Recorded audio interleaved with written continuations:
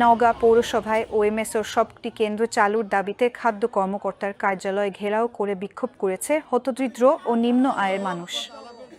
বুধবার সকাল 10:30টায় জেলা খাদ্য নিয়ন্ত্রকের কার্যালয়ে বিভিন্ন স্লোগান সম্বলিত প্ল্যাকার্ড হাতে ঘণ্টাব্যাপী অবস্থান কর্মসূচি পালন করেন তারা।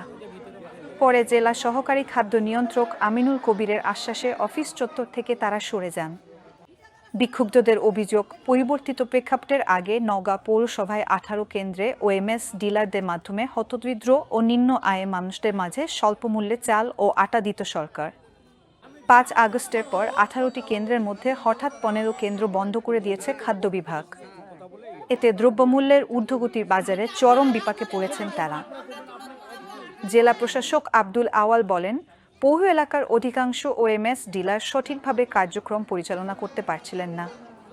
বিষয়টি নিয়ে আলোচনার প্রেক্ষিতে 15টি কেন্দ্র বন্ধ রাখা হয়েছিল। সেই সঙ্গে নতুন ডিলার নিয়োগের প্রক্রিয়া এগিয়ে নেওয়া হয়।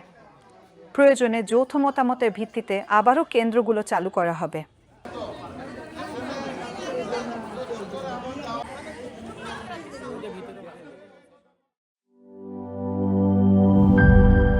মাঠের অলরাউন্ডার আমি, আর ঘরের allrounder Tylox. Tylox toilet cleaner, clean মানেই টাইলক্স।